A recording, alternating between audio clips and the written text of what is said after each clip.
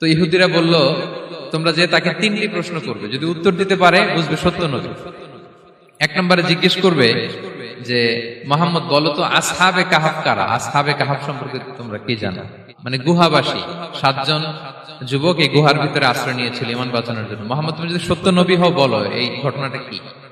2 নম্বরে তাকে জিজ্ঞেস করবে জুলকারনাইন বাদশা সম্পর্কে কি জানে, সে কিছু জানে কিনা।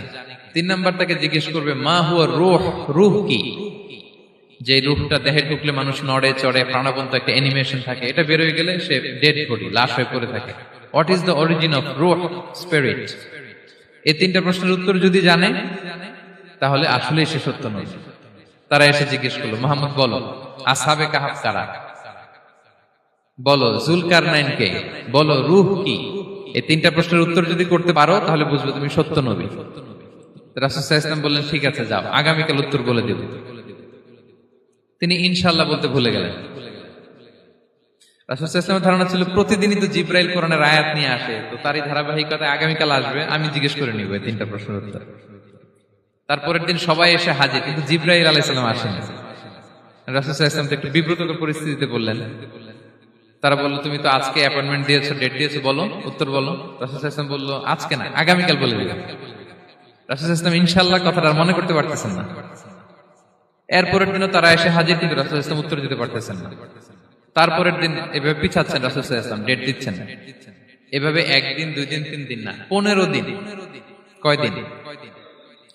এদিকে তো এই প্রশ্নের উত্তর জানার জন্য এখন 1 জন 2 জন আসে না, দলে বলে কাফিররা আসে। কারণ রাসূল সাল্লাল্লাহু আলাইহি ওয়াসাল্লামকে এখানে অপমান করা যাচ্ছে, ছোট করা যাচ্ছে, হেয় করা যাচ্ছে। তারা এসে হাসাহাসি করে। আবু বকর, ওমর রাদিয়াল্লাহু আনহুকে বলে দেখো তোমরা না বলছো সত্য নবী, উনি সত্য নবী হলে তো প্রথম দিন উত্তর দিয়ে দিতে পারতো, পারে না কেন? এটা থেকে বোঝা যাচ্ছে তিনি আসলে মিথ্যাবাদী। 15 দিন রাসূল সাল্লাল্লাহু আলাইহি ওয়াসাল্লামের জন্য এত বিব্রতকর পরিস্থিতি আর ছিল না। 15 দিন পর আল্লাহ তাআলা আয়াত নাযিল করলেন ওয়ালা তাকুলান্না বিশাইইন ইন্নী ফাইলুন যালিকা গাদা ইল্লা আইয়াশা আল্লাহ। অর্থাৎ হে নবী, ভবিষ্যতের কোনো কাজে যখন ওয়াদা দিবেন, কমিটমেন্ট করবেন, আপনি আইয়াশা আল্লাহ মানে ইনশাআল্লাহ বলা ছাড়া কখনো দিবেন না। রাসূল সাল্লাল্লাহু আলাইহি ওয়াসাল্লামকে শিক্ষা দেওয়ার মধ্য দিয়ে বেসিক্যালি আল্লাহ তাআলা গোটা মুসলিম উম্মাহকে শিক্ষা দিলেন, আমাদেরকে শিক্ষা দিলেন, যাতে আমরা ভবিষ্যতের কাজে আগে ইনশাআল্লাহ বলি। তো রাসূল সাল্লাল্লাহু আলাইহি ওয়াসাল্লাম লেসনটা পেলেন। এরপর আল্লাহ তাআলা উত্তর জানিয়ে দিলেন আম হাসিবিতা আন্না আসহাবাল কাহফি ওয়ার রহিম কানু মিন আয়াতিনা আজাবা। টানা 2 পৃষ্ঠা উত্তর দিলেন আসহাবুল কাহফ কারা। তাওরাত, জাবুর, ইনজিলে কোথাও এত বিস্তারিত উত্তর নাই আসহাবে কাহফের ব্যাপারে।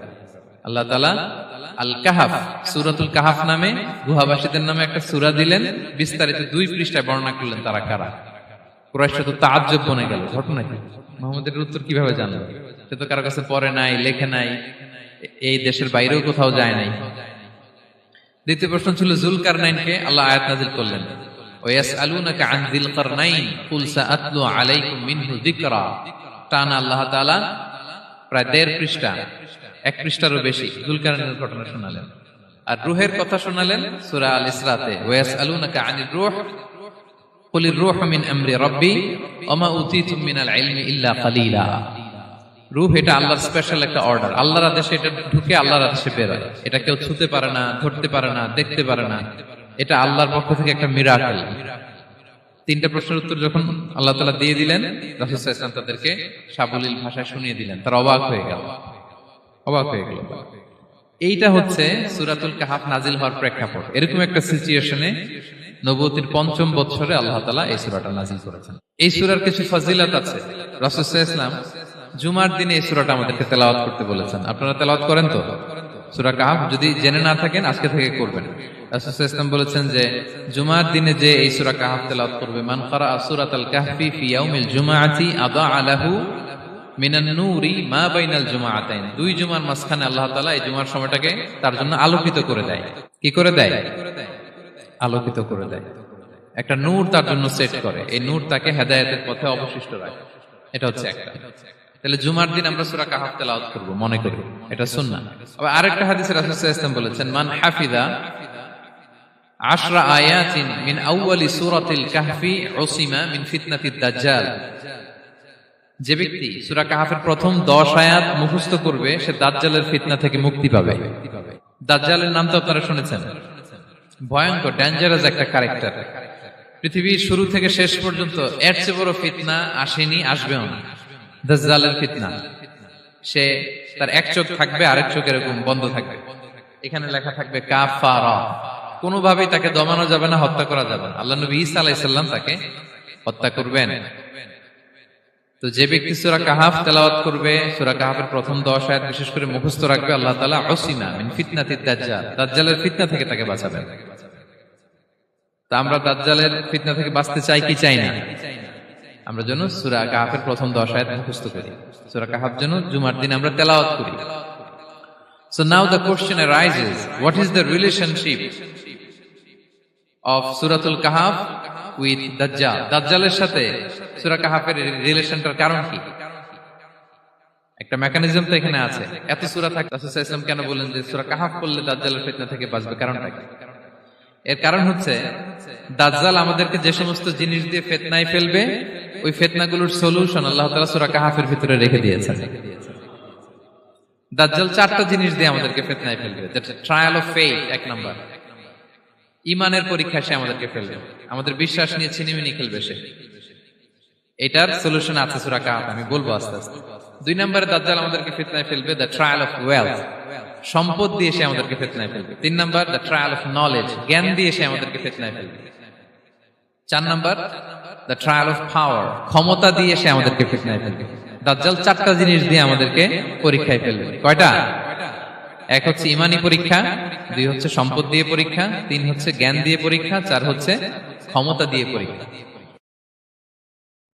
সে ঈমানের পরীক্ষায় আমাদেরকে ফেলবে। সে এসে বলবে আমি তোমার রব, এবং এটা প্রমাণ করার জন্য যা যা দরকার আল্লাহ তাআলা তাকে সব দিবেন। সে সব করতে পারবে। সে বলবে আমি তোমার রব। যদি বিশ্বাস না হয়, তোমার বাবাকে যদি জীবিত করে বিশ্বাস করবে? অনেকে বলবে হ্যাঁ আমার আব্বাকে জীবিত করে দেখান। তো তার বাবাকে ঠিকই সে জীবিত করে ফেলবে। আসলে শয়তান তার বাবার সূরত নিয়ে সামনে দাঁড়াবে। আরে তাই তো, এটাই তো আমার বাবা, এটাই তো আমার দাদা।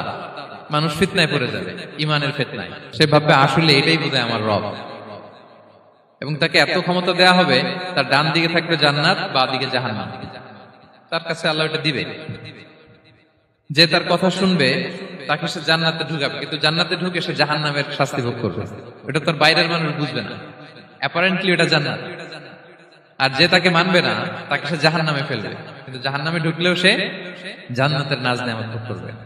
তাহলে এই যে ঈমানের ফিতনায় সে ফেলে দিবে আমাদেরকে।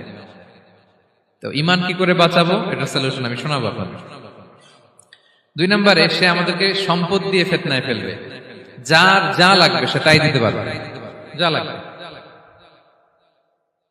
সে যদি আকাশকে বলে আকাশ বৃষ্টি দাও, যাকে তারা মানবে ওই এলাকায় বৃষ্টি হবে, সুজলা সুফলা শস্য শ্যামলা হবে সে সমস্ত এলাকা, ফল মূলে ভর্তি হবে, বরকত আর বরকত। আর যে এলাকার লোকেরা, জনপদের লোকেরা তাকে মানবে না, সে বলবে ওখানে বৃষ্টি হবে না, হবেও না। ওখানে খরা, দুর্ভিক্ষ, মাটি ফেটে চলছে, মানুষ না খেয়ে মরবে, মহামারী, দুর্ভিক্ষ দেখা দেবে। তখন বিশ্ববাসী মনে করবে এটাই বোধহয় আমাদের রব। তার মানে সম্পদ দিয়ে ফিতনায় ফেলে দিবে। 3 নম্বর হচ্ছে নলেজ, তার জ্ঞানের কাছে গোটা বিশ্ব হার মানবে। পূর্বের পরের যত জ্ঞান আছে সব আল্লাহ তাকে দিবে। ইলমুল আউয়ালিন ওয়াল আখিরিন, এমন কোন প্রশ্ন নেই যেটা দিয়ে তাকে আটকানো যায়। যাই জিজ্ঞেস করবেন সব জানতা, সব বলে দেয়। ভবিষ্যৎবাণী বলে দিবে, বলবে আগামীকাল ওইখানে অমুক দেশে বোমা বিস্ফোরণ হবে, হবে ওইখানে, ওখানে দুর্ভিক্ষ হবে, হবে, ভূমিকম্প হবে, হবে। সে যা বলবে তাই হবে। তার জ্ঞানের এই বহর দেখে মানুষ ফিতনায় পড়ে যাবে। 4 নম্বর হচ্ছে দ্য ট্রায়াল অফ পাওয়ার, ক্ষমতা। তার ক্ষমতার সামনে সবকিছু একেবারে ছিন্ন বিচ্ছিন্ন